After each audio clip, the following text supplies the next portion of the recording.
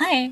आज पता है एक पावर टॉक लेकर आई हूँ जिसमें मेरे बैंक के बारे में कुछ बोलना चाहती हूँ, बैंक अकाउंट के बारे में।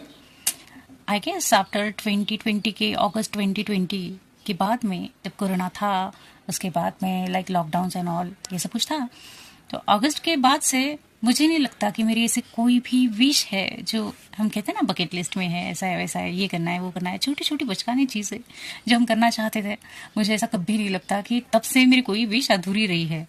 पापा मम्मी और भाई और मेरे गुरु, इन लोगों ने ना मेरी हर छोटी से छोटी विश तब से पूरी करने की कोशिश की है। मेरे चेहरे पर मुस्कुराहट बनी रहे इसके लिए उन्होंने मुझे जो कुछ भी चाहिए था छोटा मोटा वो सब मतलब किया मेरे लिए। तो उसी में से ना एक मेरा बैंक का अकाउंट भी है। मैं चाहती थी कितने दिनों से कि मेरा भी अकाउंट हो, मेरा भी अकाउंट हो। वैसे तो मैंने अकाउंट से ज़्यादा खर्चे किए, हमेशा उड़ाए बहुत पैसे, लेकिन मेरे पास खुद का अकाउंट नहीं था।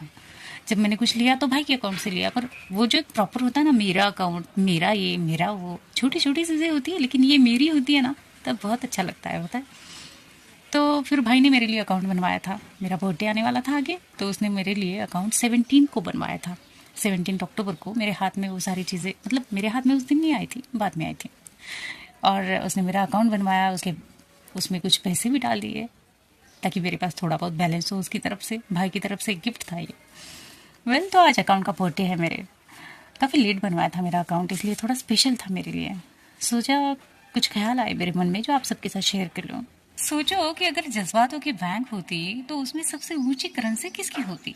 सबसे ज़्यादा ऊंची करेंसी मुझे लगता है कि इज्जत की होती। जैसे कि जितनी ज़्यादा इज्जत उतना ज़्यादा रुतबा।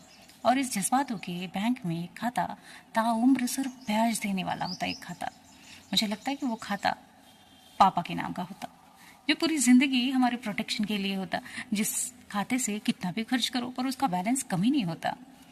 और शायद एक खाता ऐसा भी होता जो दुआओं का होता, जिसमें सबसे ज़्यादा एंट्री सिर्फ माँ की होती, जिसे कि कुछ चाहिए ही नहीं, लेकिन वो बस दुआएं मांग रही है। उस खाते को सिर्फ दुआएं चाहिए आपके लिए।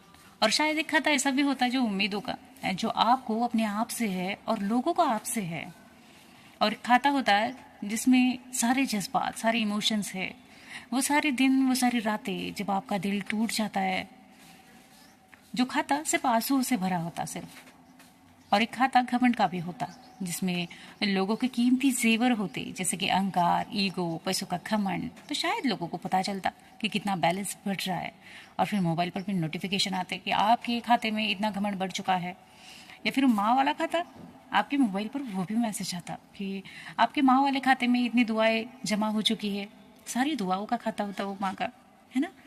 और पापा वाला खाता, कितना भी खर्च करो, कुछ भी करो, बैलेंस नहीं कम हो रहा है ना। तो मुझे लगता है कि सच में अगर ऐसी कोई जज्बातों की बैंक होती तो सबसे ऊंची करेंसी इज्जत की होती।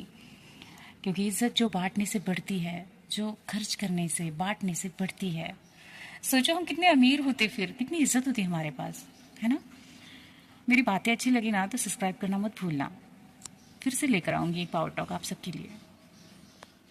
तब तक मेरे साथ ऐसे ही बने रहना।